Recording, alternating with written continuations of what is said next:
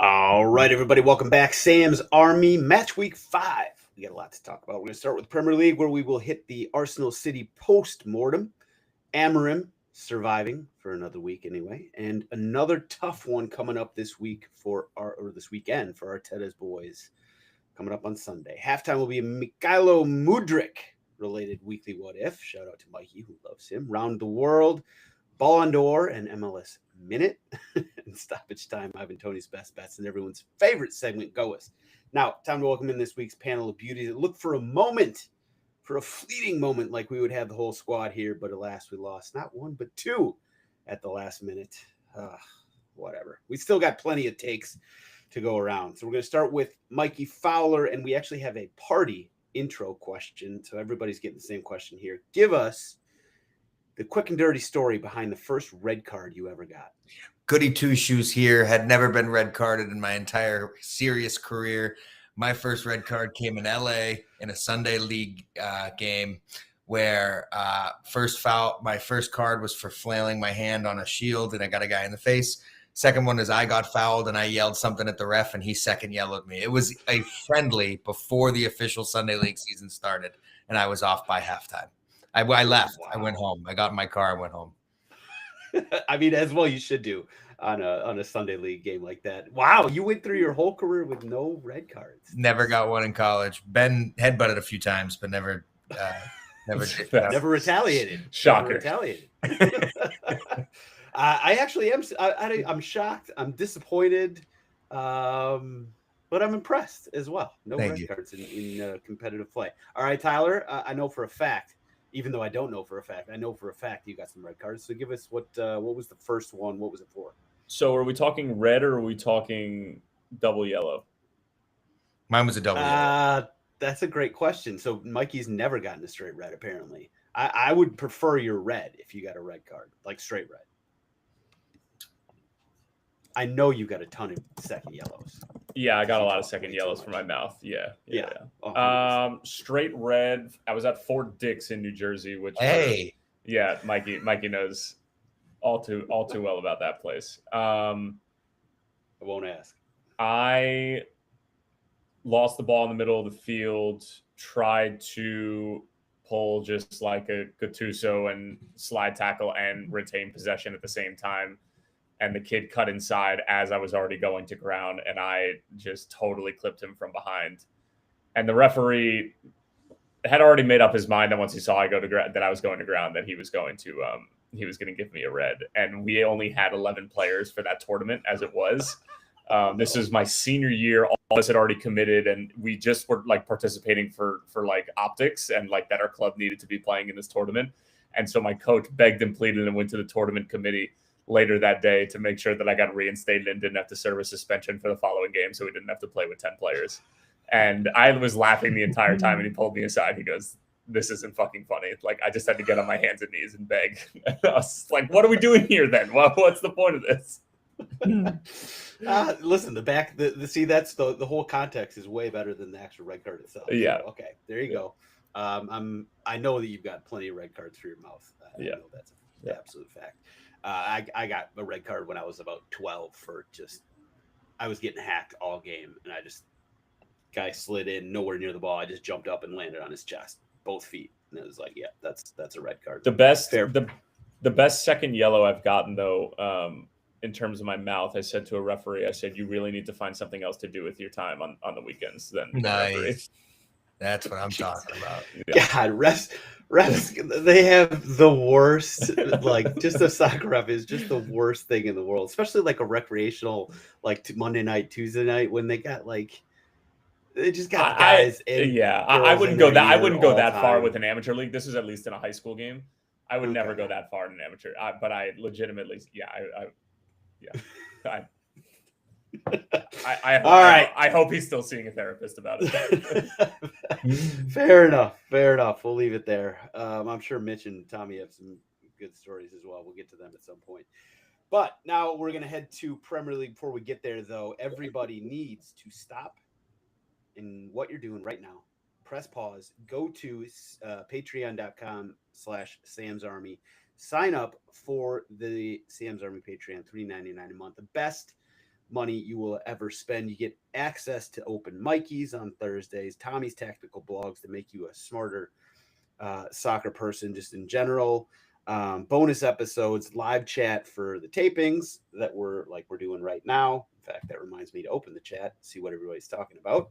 And also, the best of all, the Discord, which is a community of like-minded soccer sickos who are, it's just a cool crew that we've amassed of these guys who are all, a lot of them in the chat right now, Justin, JP, Derek, etc. Everybody get in the Sam's Army Patreon and get in the Discord. It's just an awesome community. Okay, Premier League time. By the way, JP, Sam's easily the most red cardable member of the cast. You're right. I got a temper too. That's a problem. Although I would say Tyler's mouth probably is maybe the most red cardable of any feature of anybody on this podcast. Anyway, Premier League time. Tyler, I'm going to throw it to you first. But first, obviously, the question is most interesting result from the weekend. So here are some of the options. You got Arsenal City, 1-1. Liverpool Everton, hard-fought win for your Anfielders, 2-1. United, 2-1 over Chelsea in what was a red card fest of sorts. Dueling losses by Wolves and West Ham down at the bottom of the table. Those are some of the options. There's obviously more. Where do you want to start? So I'm going to tweak your prompt here because I don't think any of the results were particularly interesting. Justin Furtado says Tyler had me at Fort Dix. Jesus. It is late. It is Sam's Army After Dark. It is 10:16 Eastern on a Monday night. So I think that the way that the City Arsenal game went down was the most interesting point of the match day. I don't think any of the results blew me away. I don't think that if anybody had told you that Arsenal and City was going to finish 1-1, you would have been like, oh my God, what an interesting result. It's the fact that we watched, first of all, Mikel Arteta not start Eze in that game. Obviously, Saka's coming off of injury, but then the second half, we quite literally watched Pep Guardiola park the bus at the Emirates. And I know that this has already been talked about a lot in the 24 hours since the game, but I think that is the clearest indicator of this ain't the Man City that we once knew. Granted, it almost worked, and that clearly was in his mind heading into that game, that if we get to the second half with a 1-0 lead, we're just going to do it because they are better than us when they have their best 11 on the field, which I still don't understand why he didn't start as it. But anyway, I think that is the most interesting part of the match day. I don't think any of the results blew me away. And especially you could maybe say Manchester United, Chelsea, but that's just more because of the red card. That's not because United's a better team than Chelsea. Right. Red cards multiple. But your Arsenal City point is well taken. Mikey, I think let's get some thoughts from you on that game. Yeah, I think so. First of all, I think the decision not to start dynamic players in the midfield, which is really the conversation, gets thrown out the window and looks pretty bad when you give up an early goal. And I think keeping it compact and then hitting them in the last 30 with Eze and Saka probably was the game plan. I'm not saying right or wrong, but it looks a lot worse when the game script goes the way it does. So definitely have to point that out. We got to see Martinelli through the middle at some point. Kind of don't hate that while Kai's hurt. I thought, very willing runner and deserved his man of the match award. I have a few problems with the way City set up. Pep likes to talk about, everyone else spending and everyone else keeping up. I think they've done a pretty poor job rebuilding the creativity of the roster. I think Reinders, you see how good he is already, but without him, where would they be? I think that a lot of these players are done with their City stints. I think there needs to be a big reshuffle. I didn't see a really scary side. We haven't seen that again from City in quite some time. I definitely think that as far as the weekend goes, that late goal saved what was pretty much me in my head thinking, league campaign could be toast. I know it's early, but it definitely feels that way. And it felt that way in the 88th minute. So not a great result, but a great point, if that makes any sense, given the circumstance. Yeah, Liverpool's already on 15 points from 5 games. So if you had lost that game, You'd be on 8, 7 points back, basically less than half of their total goal total right now. There's so much. I will say that Mikey's point is something that I feel like we kind of overlooked and glossed over when we were talking about the summer transfer window. But like Tijani Reinders being the centerpiece of this quote unquote rebuild, or at least the first part of the rebuild for Manchester City, is kind of weak. If it's Man City we're talking about, and as good as Reinders is, for all the players that moved and for all the shuffling and everything, and Isak and Wirtz and Tijani Reinders is the guy that he's the main one, and then after that, like, now I know that it's early and like, but I'm gonna say it, like they look so pedestrian. Even the new boys look pedestrian, and like if Reinders is the dazzling example of the type of player that Manchester City is capable of recruiting in any given transfer window now in this new era, I think that's telling of where they are and where the biggest names in world football want to go. And clearly it's not the empty ad. Oh, jeez. Had to throw that in there. Huh? Yeah, well, it's fair. It's a fair sort of statement based on the way they look right now, which is not the City of old. Like this, I agree with you in the sense that like this game kind of crystallized, if it hadn't already been, the fact that Man City is just not Man City, and they're not going to be Man City. Where it's like sometimes some seasons past, you're like, well, you know, they could get it together, they'll figure this out. At the end of last season, we did not have that feeling about them. Like they're just not going to figure this out. We knew that by February, if not earlier. This year, it feels like we know that in September. They're just not going to be. I don't think Man City's going to be in the title race. Like it's a 2-team race. I mean, would you guys? Is anybody else in the race? It's too early. Too early to do all that. Yeah. Okay. Yes. Can I give you a result that I want to discuss, and I want the forum for it? Sunderland played with 10 men for 60 minutes against a team that was in the Champions League quarterfinal last season. I thought for sure he was going to be talking about Wolves and Leeds, but anyway, continue. No. That was expected. Yeah, that went according to plan. 100%. I cannot believe Aston Villa is this bad. You called it. I mean, you said they were in trouble if they didn't make Champions League. I don't think you were talking about this level of. I mean, we've got Emi Buendia and John McGinn starting still for Villa after all that investment. So I'm not 100% sure. You've been a McGinn hater even when he was in his prime. So he wasn't even that bad in your age. What is it gonna? And also, what is it gonna take? I like him. What is it gonna take for Ian Matson? He just hates Scottish people, I think. What is it gonna take for Ian Matson to start a fucking game? He needs to start in the Champions League final. Oh wait. Is he on your FPL team? Is that why you're so? No, I just think he's a really good player. He is a good player. I hate seeing him sit behind a guy who I could close my eyes and give you a Luca Digne 90 minutes like the back of my fucking hand right now. I'm so sick of watching it. That goes for a lot of these players. I'm just so sick of watching the same fucking static system with players that are passing the ball sideways. This first manager fire thing, it's got to be crazy right now. It's got to be. It's the fact that Graham Potter still has a job and it's in the middle of the night over in UK right now is obscene. But what was it a year ago when we were all just revering Unai Emery for the job that he was doing with Villa and the fact that Morgan Rogers was the guy and John Duran was banging in goals and. Like, I think that this is they've gotten tired of the voice that is in charge of them. I don't think it's anything more than that because still most of the team remains the same and they look terrible and the coach is the same. So like, you can't tell me that this is like anything other than just simply these guys just don't like, they've heard enough. Fair. So JP just said in the chat that basically asking Unai Emery's, right-hand man, his shield. His shield is gone. Yeah. With Mochi. It's open season. Yeah, like the fact he still has a job. I mean, like if you look at the table, never mind the results. Just look at the table right now. So they're in 18th place. They've scored 1 goal. They've conceded 5. That's 6 goals. period, in 5 games. Like, this is what in the world happened to Aston Villa. This is crazy. I know that we know what happened because Mikey's actually been talking about this. The Nuno getting fired thing. JP just mentioned that in the chat. That doesn't count. That doesn't count.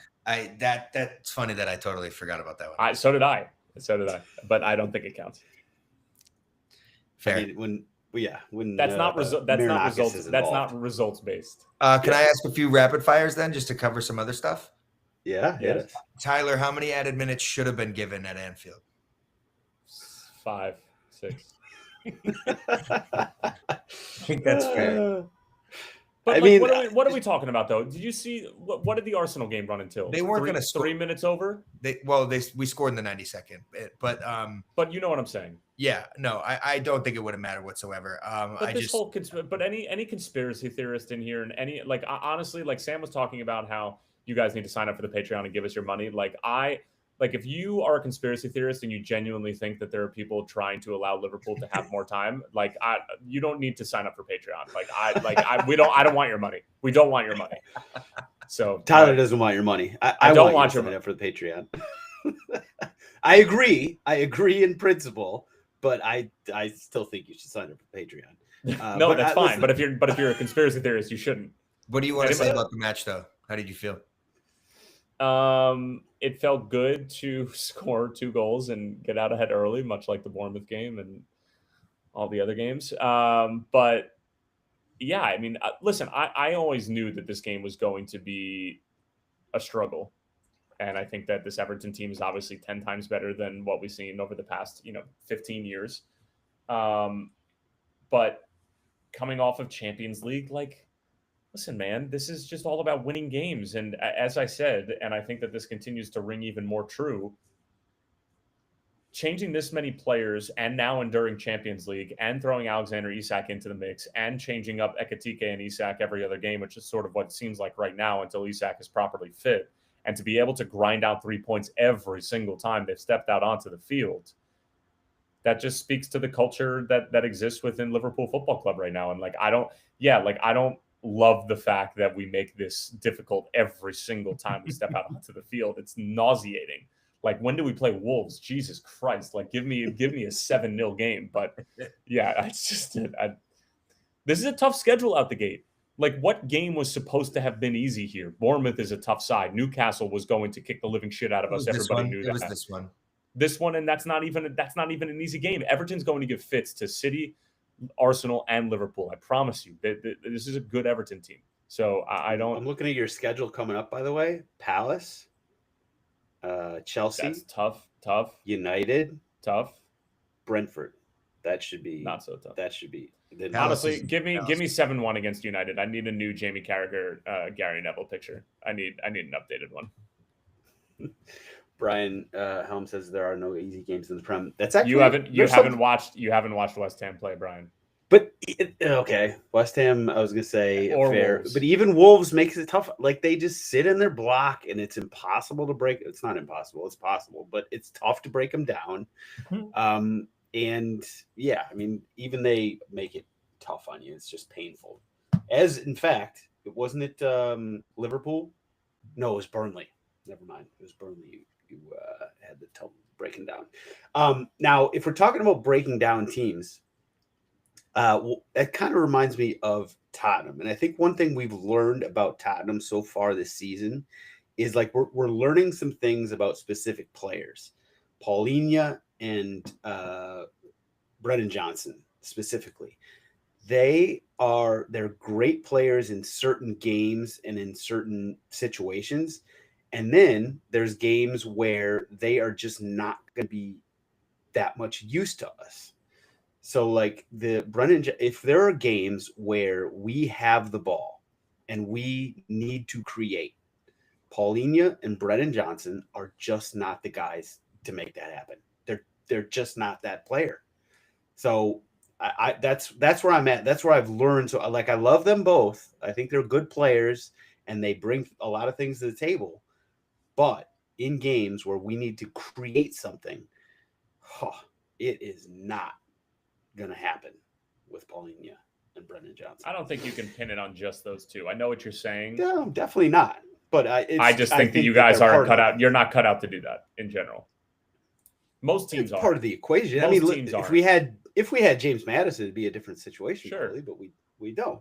Yeah. And so, given the pieces that we have, when we come up against the game that we need to make something happen, Brennan Johnson and Paulinho should be on the bench, at least to start the game. Especially Brennan Johnson. You have Bergvall, though. So. Yeah. I mean, he's what, like 19? The kid's a little... He's your guy. He's great. That's your guy. He's great, but he's a little consistent. I love him. Sam, I see you in that classic Werder kit. Yes. Shout out Vernon Redmond. This was back in the Josh Sargent days, actually. What else? Any other games from the weekend? There was let's see. What are the Ruben Amorim saved his job for another month. Yeah, we got to talk about United and Chelsea. Do we? We do. I mean, don't we? Like, people were talking about, if they lost the game, he was gone. And, Ratcliffe flew in to Manchester and apparently had a little chit chat with him. It did seem like this game was kind of do or die. Now, the way it went down, it's hard to say. I don't know. It's hard to give him much credit for the win, just how the way the game went. But I guess a win is a win. I don't know, Tyler. Any thoughts on the game, on Amorim, on where we go from here? Is he still is he the next game he loses? You think he's gone? No, I think that this win bought him another month's worth of time. And I'll tell you what, if they had lost that game or potentially even drawn it, being up a man for as long as they were, then I think that it could have been lights out as well. So it's interesting because I think that the deck got stacked against him very quickly when Sanchez got sent off. And I think that they did well to get over the finish line. Again, not pretty. The game wasn't pretty, but good for them. What the fuck is Enzo Maresca doing with those substitutions? The timing of it? He pulled a full-on Pep. I think overthinking it, and not even a time. Well, I mean, yeah, of course the timing. Why is he doing that? Why did you just take off your most creative? Why did you just take off a top 5 player in the Premier League? It was the wingers at 1 minute. He wastes 2 windows and 3 changes. Yeah, why did he take off Palmer? Palmer was injury sub. He was hurt. Oh, sure. Was he? That's what I heard. I thought it was an injury sub. That's what I read. All right. Whether Cole Palmer's face was not that of a player who was injured. It was of a player who got sacrificed for the greater defensive good, whatever the fuck that means. That was not an injury sub. That's my thoughts as well. I mean, if that's the case, then it would be Chelsea, sort of making excuses because they said after the game that he was brought off for a groin injury. Can I give a few other observations from this one? I think United have an Ahmad problem. I just don't like his body language very much when in his interactions with Amorim. I think that I've seen a lot of stuff on Twitter with him where people are not really pleased with his commitment, and I think he's kind of acting out a little bit. Something to watch there. I think that locker room could be turning. I don't think there's a leader in there, and I don't think Amorim's doing anything to keep it together. So I think a lot of these young guys, you could see some problems. What an awful place for Sechko to walk into. I really do think he's a great player. I just think it's impossible with this team. And Buemo looks – it's funny that there were no chubby guy memes at Brentford, but now everywhere I look online, there's a video of him running, and he truly does look pedestrian.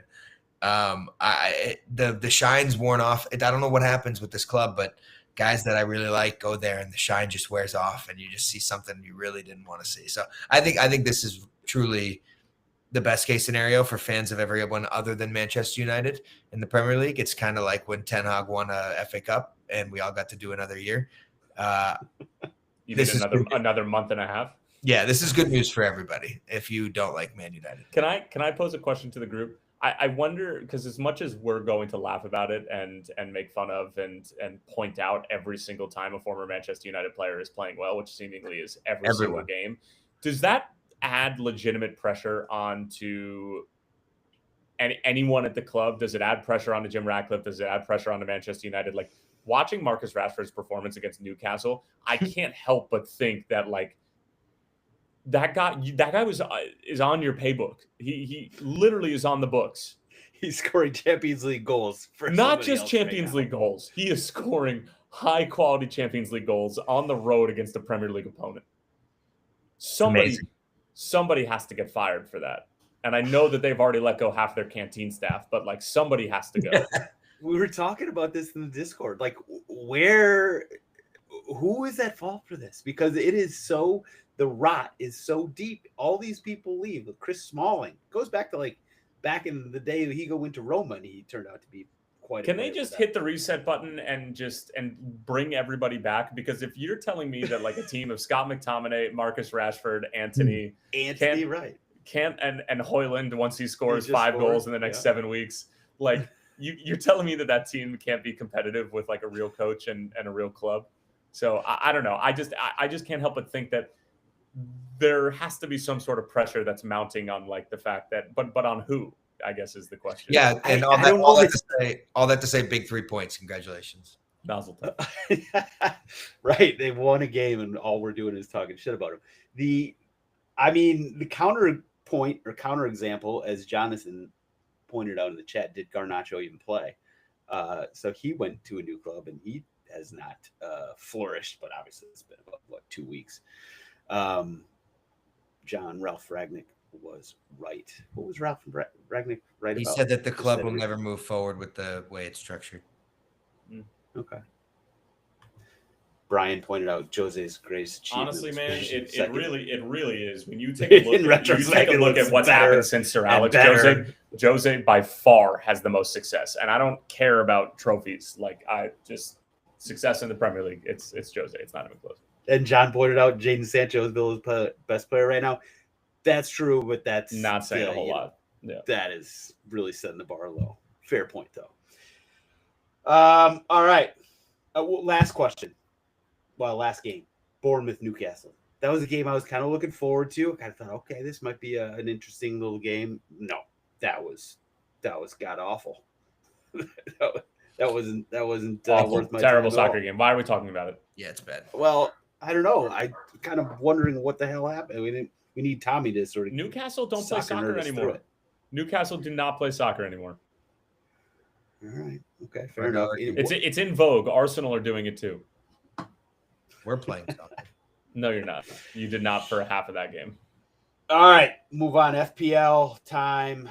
Who had a bad number week. 1, by the way, we got to give some credit here to our boy Tyler Terrence, who paid his punishment and did his TikTok dance and did it well. I will say you did a good job. If you nobody, it's only on your TikTok, right? We never really talked about this, but where we need to post like the dances and everything. Nice. You did it on your TikTok, which is fair enough. I was we can talk about it now as to where we post yours. I know. I was like, it has to go on the Sam's Army Instagram. Do you have a personal one, by the way? God, no. Of course not. Okay. No, of course not. Should I post it as like a story? We'll get into this later. You can do whatever you want, sweetheart. Just give me my flowers for FPL.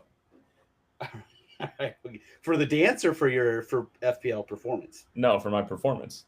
Okay, all right, fair enough. I was getting it for your dance, which was quite well done. But yes, you are in first place in the Sam's Army Council of Elders group. You scored 50 points and took over the lead. Tough week for Cruel Summer. Like you follow. Yeah, I'm aware. Thanks. After a 90-point performance the week before, that giveth and that taketh away. Jesus. It's fine.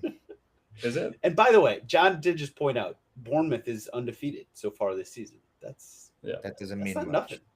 Oh, stop.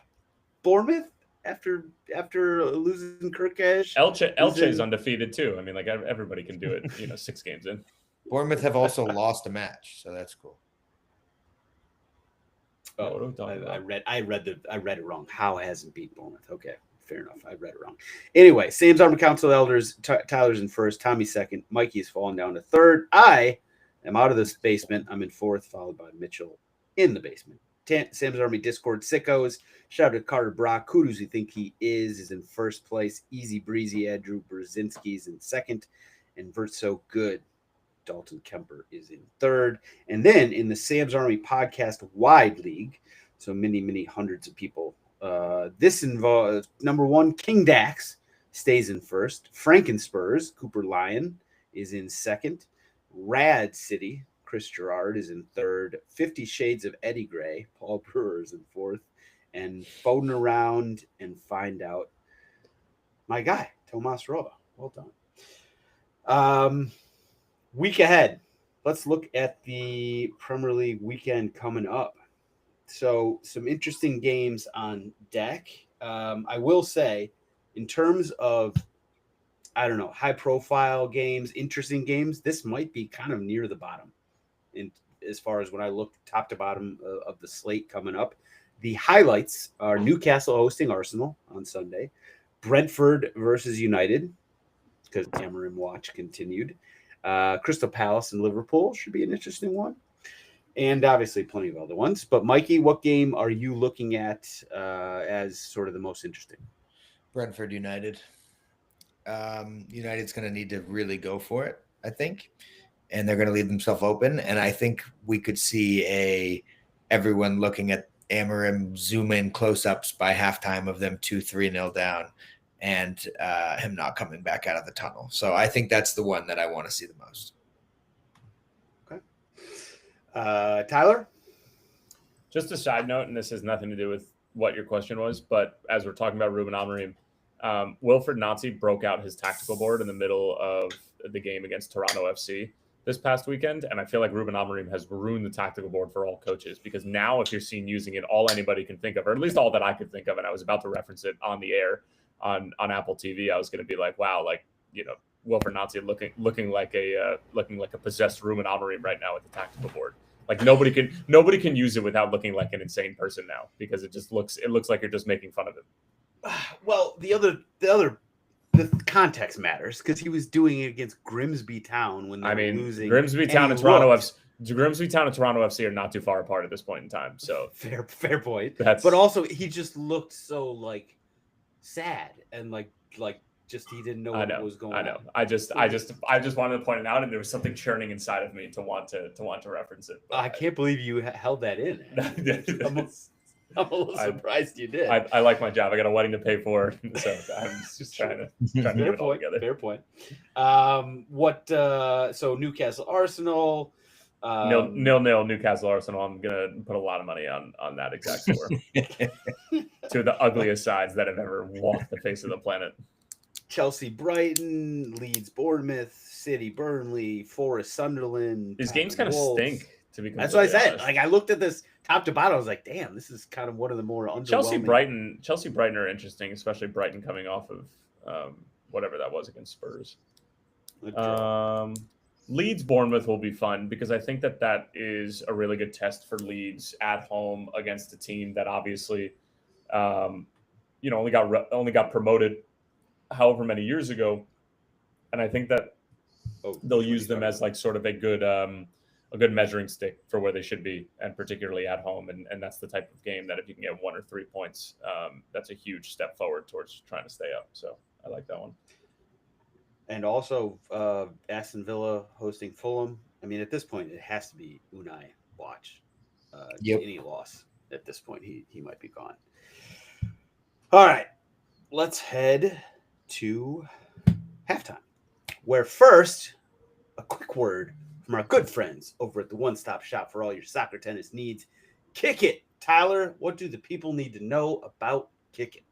The leaves are changing. They're falling. I was playing golf this morning, and I was like, wow, fall's here. And I feel really bad for anybody who hasn't gotten to kick it yet, because that means you haven't had the opportunity in the summer weather to be able to play soccer tennis with a ball that's constructed to be able to even allow your least technical friends to be able to be a part of the fun. So make sure you go over to kickit.net and use the code SAM25, and you'll get 10% off of your basic soccer tennis set. And Mikey, over to you. Like I said last time, if you order one, Sam will hand deliver it to your front door. With a TikTok dance. Yeah. damn it! I gotta sign off on these promos next time. All right, weekly what if? Well, your money back. Tyler Terran's money back guarantee. Weekly what if time. So, as I said at the top, Mykhailo Mudryk, who is Tyler, not Tyler, Mikey, is he? You flip flopped on this several times. Is he in your good graces? He's the coolest guy that's ever lived. Okay, he's the coolest guy that ever lived. Is this just because you guys dodged a bullet with signing him? No, he just rocks. I don't know. If you don't know, you don't know, Sam. I don't know what to teach you. Fair enough. For anybody who doesn't know, Mykhailo Mudryk is the Ukrainian player who well, yeah, he might be back. You never know. He told Arsenal to kick rocks and signed with Chelsea, and then has basically sucked ever since. But he got suspended for 4 years after accidentally getting injected with stem cells from a roided up cow, which fair play, you know. Who amongst us has not, you know, gotten shot in the ass? Allegedly. Allegedly, of course. But he's back. He's back, baby. Mudryk is not just taking the suspension laying down. Literally, he's getting up and going for it. He says he's going to focus his athletic skills on qualifying for the Olympics. So, question, and Mike, we got to go to you because he's your guy. If you had to put your life on Mudryk medaling in an Olympic event, well, you can go summer, you can go Winter Olympics. I was going to throw X Games in there, but no, we're not going to go X Games. Summer or Winter Olympics, Mykhailo Mudryk has to medal or you die. What event are you basically forcing him to qualify for? Well, first of all, it's been great knowing you. Second, you got to pick something that can, because the sprinting is great and he's got pace, but it's not. I don't think it's 100 meter. I don't think it's 200 meter. I think it's the 800, because a soccer player should be able to keep up a really good pace for 2 good laps with his endurance and pace. So that's what I'm going to put him in. 800. Okay. You're just going straight speed. He's gonna have to haul ass for all minute 20 of that, or else I'm gonna kill him before I die. Right. You gotta have a threat. There's got to be some sort of threat. Shouldn't be hard to get to him.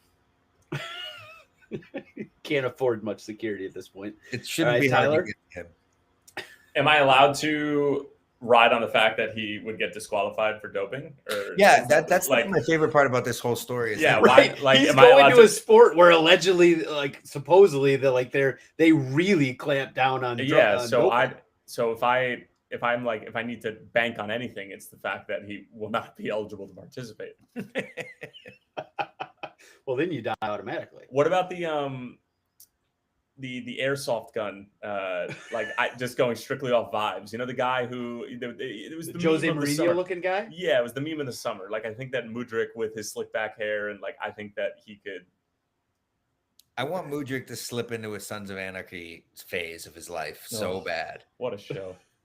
I was thinking. I think it's called skeleton, not bobsled, because bobsled is with multiple people or whatever. The Ukrainian bobsled team. Yeah. Listen, they got a lot of cold weather in Ukraine. I feel like he could handle that. He's a fast guy. Easy. There's only one political correspondent in this group. And that's true. Right. That's true. Am I the geographic correspondent? Maybe I am. You're the medical now, doping up from a cow. No, you're the pronunciation authority. Expert. For sure, obviously. We'll get to. I got some good ones coming up in the week in the Ivan Toney's best bets. I'll be tuning out. Yes, stay tuned for that.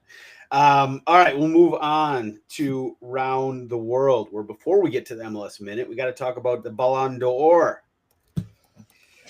which happened today. I don't even know why we're talking about this. I'm so over Ballon d'Or. This is the perfect thing for us to talk about right after we talked about your pronunciation skills, by the way. It's true. Where I'm going to start listening, guys. I don't care about Ballon d'Or anymore. I don't give a shit. I don't know what it is, whether it's no Messi or Ronnie anymore. And so it somehow has gotten cheapened because of that, or the fact they just didn't give it to Robert Lewandowski when he was by far the best player in the world. I don't know what it is, but I'm out. I'll tell you what it is. It's become the award that's Political. given to it's become the award that's given to the best player on the team that wins Champions League. And Yeah, the only okay, other time that's that fair. it hasn't, and the only other time in the past 25, 30 years that, and I went back and looked at that hasn't happened, is when it's given to Ronaldo or Messi. Go back to 2007. Go back to 2007. Kaká wins it. Milan wins Champions League. Like if you look at, and Luka Modric wins it when playing for Real Madrid, they win Champions League. Like, and again, it's Messi or Ronaldo, then fine. Like, because that's the case. But we're not giving it to the best soccer player anymore. It's become simply just the award that's given to, like, the MVP in MLS is, for the most part, given to whoever, is the Golden Boot winner. It's the lamest. So yeah. Yeah. I mean, that's a great explanation for it. I hadn't put my finger on it, but I guess that's definitely a big part of it. I'm just out. Like, I feel like there's a room for a new Ballon d'Or award, which I'm sure there already is one. I'm sure the Qataris or Saudis are already cooking it up. But yeah, I just really don't care. This year, I just really did not care. A shout out to Aitana Bonmati, three-peat winner. No question there. Now, on the men's side, Ousmane Dembele won, and the list was rounded out by... After one, it doesn't matter. Well, that's obviously true, but it gives you something to argue about if you want to argue. Dembele won. Number 2, Lamine Yamal. 3, Vitinha. 4, Mo Salah. 5, Rafinha. And then we, Hakimi, Mbappe, Cole Palmer. I'm not even going to say number 9 because they gave it to a... So who should have won, Sam? Absolute ridiculous. Who should have won as the best player in the world last year? I probably would have given it to Rafinha. Wrong. No. He's the best player on... Sam. Who would you give it to? You're going to give it to Mo Salah. No, Lamine Yamal was by far the best player in the world. By far. It was not even close. I disagree. I don't think so. Not even close. I don't think so. The right guy. He's amazing. I don't mean to like disparage anything he's done at age 14 or whatever it is, but I don't think he was the best player. I don't even think he was the best player on that team. Mikey, who do you think was best player? Right guy won. Dembele? Yeah. He was good. He was very good. You know what rubbed me the wrong way was that PR campaign that came out, which he may not have had anything to do with anyway, and it really doesn't. They were playing. PSG was playing in the middle of the ceremony. Supposedly, somebody posted that in the chat. Everybody always says that their time had better aura and nostalgia and shit, like picturing like Ramos on their podium and stuff. This is past us. Our guys are retired now. This is not an award for us anymore. It's not our generation. Maybe Tommy and Mitch might have a more... We're talking about Rafinhas and Dembele's. This is over. It's just... No, but that's just because your childhood is over. That's what I'm saying. Like for us, where we should... Everybody over 40 should not have a vote for this. If this is how we're going to do it based on virality and popularity. Are you over 40 now? Jesus. No. You age quick. I just still want to vote. Look at Sam clapping back on people talking about age. Easy over there, Grandpa. Yeah, he was looking for a fucking ally. I kind of was, actually. I always am. Sam, don't worry. There's 2 floors at the wedding reception, and you and my 102-year-old grandfather, I promise you both will be down on the first floor, so you don't have to go up and down throughout the night. Okay. Is there no elevator? Jesus, what kind of place is this? No, there is an elevator. Mikey, you'll be up top. There's a private bartender up there. All the hooligans are going to be up top. I was going to say my table might be outside. Yeah. Are we not at the same table? No. I'm fucked. Jesus. Okay. Grandpa, Jesus settle down. It's just a joke. It's past my bedtime. It's past my bedtime. We can't do these 10 p.m. Eastern tapings anymore. All right. I love it. We're out. We're out on Ballon d'Or. All of us. Fuck it.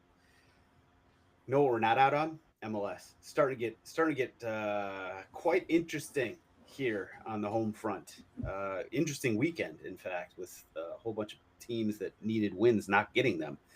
But I'm not going to tell you about them. I'm going to let our Minute Man take us through the Hit It and Quit It MLS Minute. Tyler, what do you got for us? All right, so in order to properly give the context for match day 35, I'm going to need to briefly touch upon match day 34, which only featured 2 games on Wednesday. New York City FC playing against Columbus and RSL hosting LAFC. So let's start with the Eastern Conference game. NYCFC Columbus, 2 teams that were basically tied on points going into that game. And NYCFC put on a show, scoring the final touch of the game with Julian Fernandez and beat Columbus by a score of 3-2. That'll be important as we get into the second match day. That is match day 35. Meanwhile, in Sandy, Utah, right in the Wasatch Range of mountains, LAFC and Sun put on an absolute finishing clinic. It is 4-1 in favor of LAFC. Sun scores a hat trick, and LAFC start to take those games in hand that they have and just slowly but surely climb up the Western Conference. All right, so let's hit into the match day proper, where New York City FC, coming off that win against Columbus, vibes extremely high with Pascal Janssen and this new look NYCFC side. They beat Charlotte FC and snapped the 9-game winning streak that Dean Smith's crew was currently enduring. That is tied for an MLS record, and it will be halted there. Huge win for New York City FC, who are now in a top 4 position in the Eastern Conference. Who'd have thunk it? Speaking of the East, Philadelphia Union, the top of the Eastern Conference, top of the Supporter Shield standings, 1-0 win over the New England Revolution, or a sad excuse for a soccer club. Meanwhile, Mercedes-Benz Stadium, Atlanta United 1, San Diego FC 1.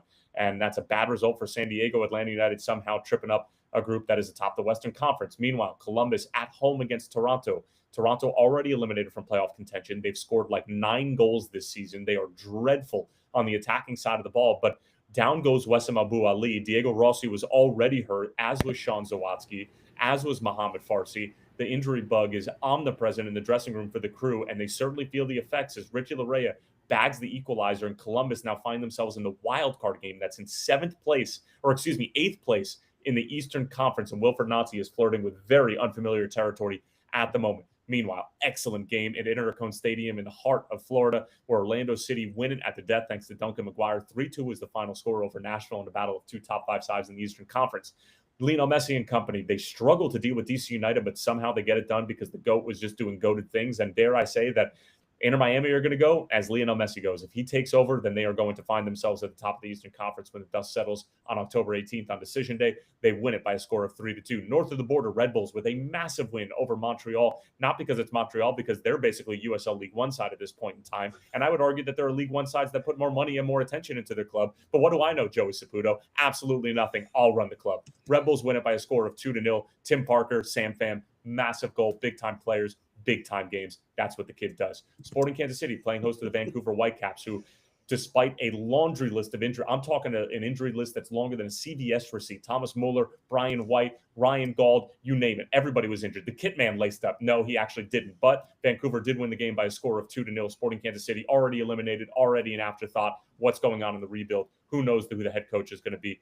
I wouldn't want to touch that job with a 10-foot pole. But anyway, I digress. Houston Dynamo somehow at home against the Portland Timbers, despite the fact that they had dropped a number of points over the past several weeks, keep their playoff hopes alive by beating Portland by a score of 1-0. Again, a very late game, a very nervy game, and somehow Benny Olsen and company keep their hopes alive. They are 1 point off of their in-state rivals, Dallas, for the final spot in the Western Conference. Meanwhile, at Allianz Stadium, my home, away from home, my wonder wall absolutely shattered, collapsed like the Berlin Wall. Chicago 3, Minnesota United 0. A lot of rotation for Minnesota United coming off that U.S. Open Cup semifinal. Devastating loss. And Philip Zinkernagel and company just putting the loons to the sword. My goodness, leave them alone. They're already dead. Huge win for Greg Berhalter and company as they're trying to put an end to a 7-year drought of the playoffs. Meanwhile, FC Dallas, we talked to you about them and their lead over the Houston Dynamo. 3-1 win over the Colorado Rapids. Vibes are high right now. Sam Sarver, Indiana University's finest, and actually not the finest. He's just a good player who's come out of Indiana. But what else is new? But he's certainly been a spark plug to this roster,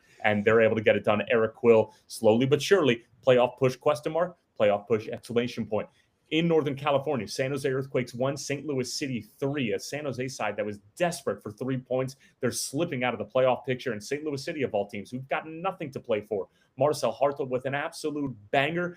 And McSorley gets it done as well. No, that's not the name of an Irish pub. That's the name of an actual player in Major League Soccer. And he scores a goal. St. Louis win it 3-1. Meaningless for them. Oh, so painful for the San Jose Earthquakes. The late game, the late game. FC Cincinnati 3, LA Galaxy 2. Evander had his fingerprints all over this game, as is the Brazilian, every single time out. If Messi wasn't involved in this league, Evander would probably win MVP, but that's not the way that this thing goes. But I'll tell you what, Pat Noonan and company starting to score goals, starting to feel good, and they're in second place in the Eastern Conference. I wouldn't want to play them if I'm in the MLS Cup playoffs. Let's head to Sunday. Austin FC 2, Seattle Sounders 1. talk about vibes, CJ Fodre and Nico Estevez. And if you don't know that name, it's okay because he's not household by any stretch of the imagination. But somehow, some way, Austin are in a U.S. Open Cup final, and they also find themselves in a playoff spot for the moment. Seattle Sounders injuries starting to catch up with them a little bit. LAFC, Real Salt Lake. Does that sound familiar? This is why I wanted to give you the context. They play them twice in a week, and it's 2 hat tricks inside of the same week against the same opponent, but this time it's a different hat trick coming by way of Denny Bouanga. Yeah, that's the same Denny Bouanga who has scored 20 goals in the previous 2 MLS seasons. He becomes the first ever MLS player to score more than 20 goals in 3 consecutive seasons ever in the history of the league. And he scored a hat trick against San Jose. What was it? A week and a half ago? Not even a week ago. And this guy's putting up goals left and right, and now he's in control of the Golden Boot race. Absolute scenes at the Black and Gold's home of BMO Stadium, and that would do it for match day 35. And as it stands, I'll just give you a quick little rundown of the playoff picture. Philadelphia, Cincinnati, Charlotte, NYCFC, top 4 spots. As far as the bottom of the playoff picture, if the season ended today, Columbus would be hosting Chicago in that wild card game. Meanwhile, in the Western Conference, San Diego in first, followed closely by Vancouver and Minnesota United, LAFC in fourth, but with multiple games in hand, and they can get to a possible 65 points once the season is over. If my math is correct, there's Seattle currently in fifth. They're jockeying with the likes of LAFC, but there's a little bit of a gap now between those two. Bottom of the Western Conference playoff picture, Colorado, Dallas. It would be Colorado hosting FC Dallas, but I have a feeling, a sneaky feeling, Houston is going to sneak their way into the playoff picture. I'm not sure if it's going to be Colorado or Dallas's expense, but keep your eyes peeled because we are in for a bumpy ride heading into the final few days of the MLS 2025 campaign. Well done, as always, sir. Giving us the best minute of our lives, as you normally do. By the way, Chicago plays Columbus this weekend. So who's on the call? Are you? Oh yeah. And then who's on the call for Chicago and Miami on Tuesday in that massive fixture and a possible clinching scenario for the Chicago Fire to end a 7-year drought? Who better? This guy. Who better to be on the call for them to squander that opportunity? I was gonna say, are you actually gonna say something nice about Chicago Fire here or not? Oh, I will lose my shit if they clinch in Miami. I will genuinely lose it. No, I you know something. It's a tough relationship I've had with Chicago because they made me not endure. I got to call games for the Chicago Fire, but it's really not all hate. It's not all hate. I didn't know. Mean it's almost all love, but it was tough to call games for that club while I was there. I'm not gonna lie. It's been tough to watch games sometimes. All right, we will head to stoppage time where you know where we're starting. Ivan Toney's best bets.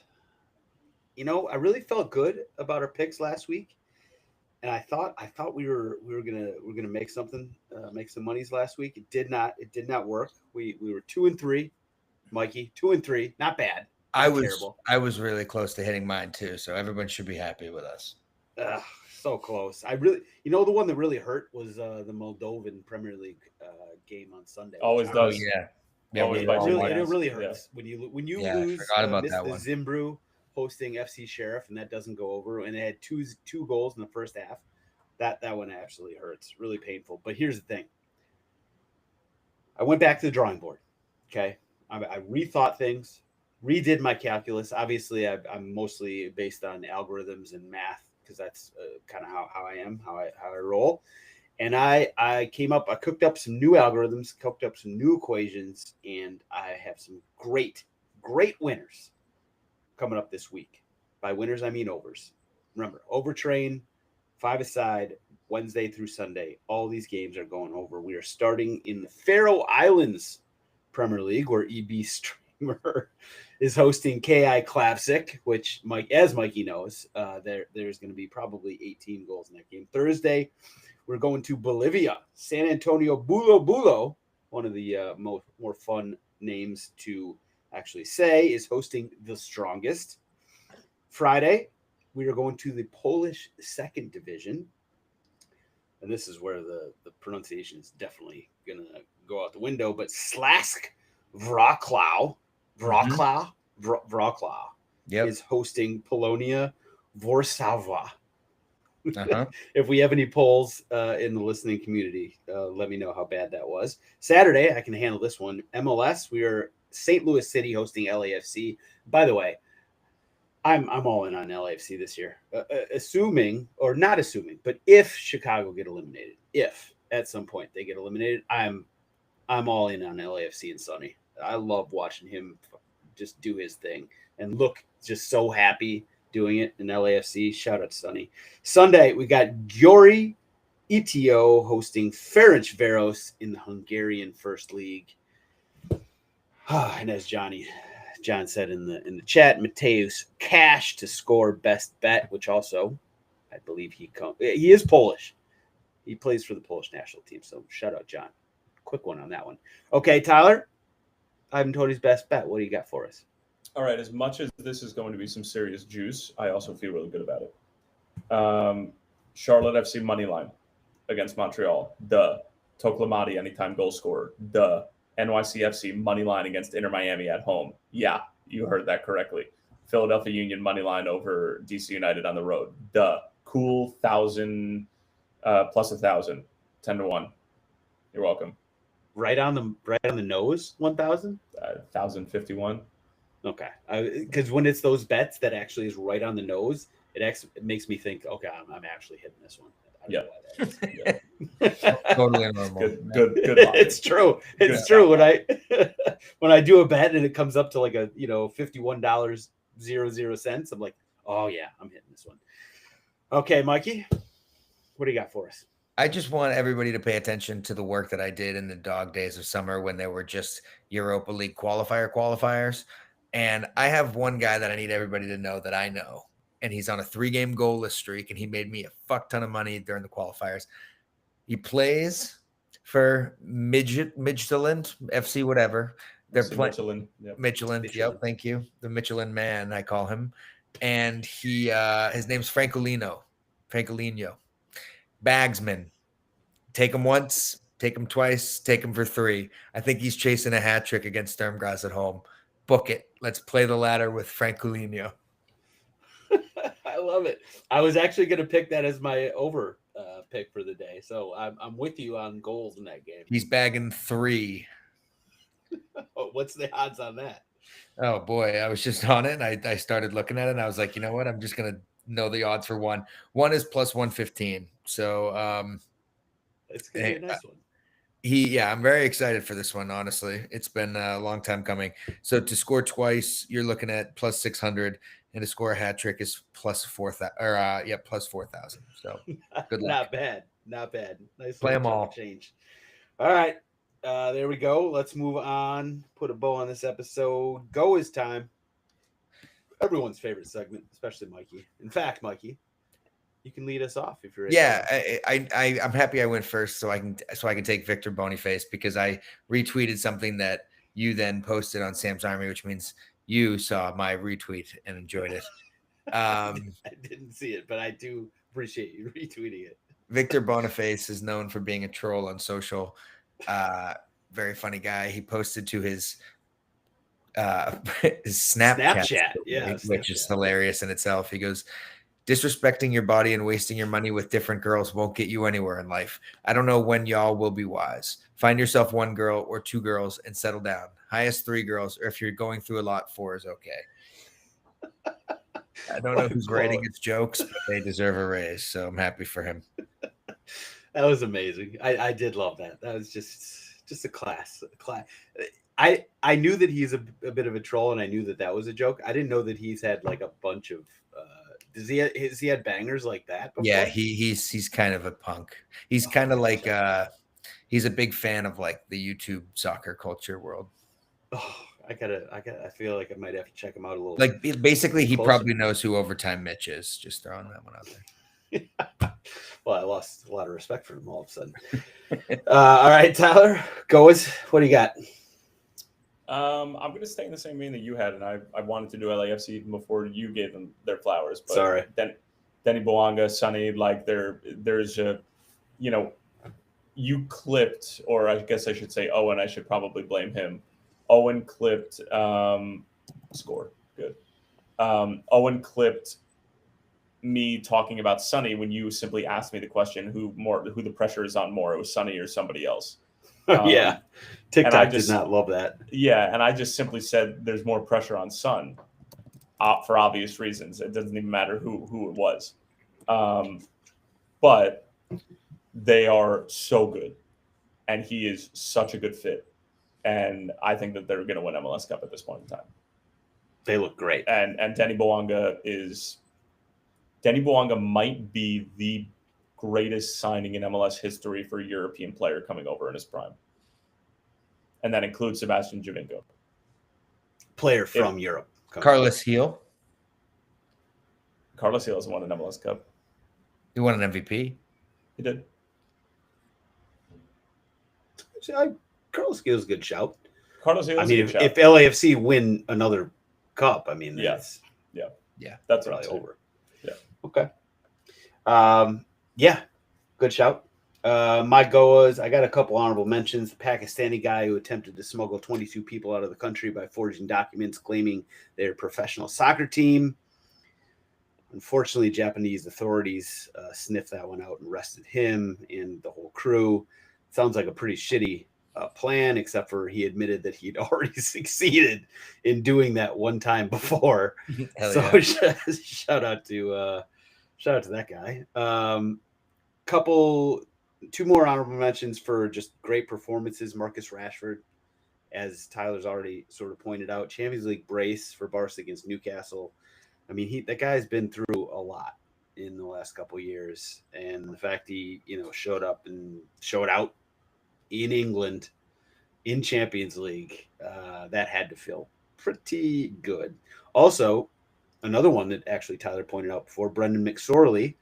So he was drafted in the 2024 Super Draft out of Providence. He just made his first MLS start this weekend on Saturday in San Jose, and ho-hum scored a casual brace and notched an assist and made a goal line clearance on a obvious goal that was going to go in. So like 4 goal contributions, essentially. Not a bad way to make your little entrance there for a Jersey kid, by the way, from Randolph, New Jersey, which I don't know anything what that means, but I'm sure Tyler and Tommy probably do.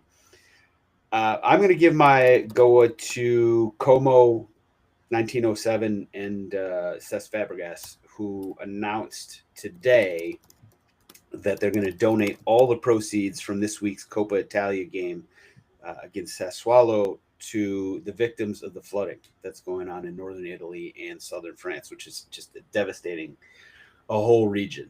Obviously, it's kind of a drip in the bucket, but great move by them, and thoughts to all the people affected by that. Unfortunately, we will leave it there. Tyler, Mikey, you guys are the best. Everybody in the chat, John, Brian, JP, Justin, everybody else, Jonathan, a lot of you guys, Derek, love you guys. Thank you. If you're not in the chat, get in the chat by getting the Sam's Army Patreon right now. $3.99 a month, best $3.99 you will ever spend. We'll be back next week, bigger and better, maybe faster and stronger.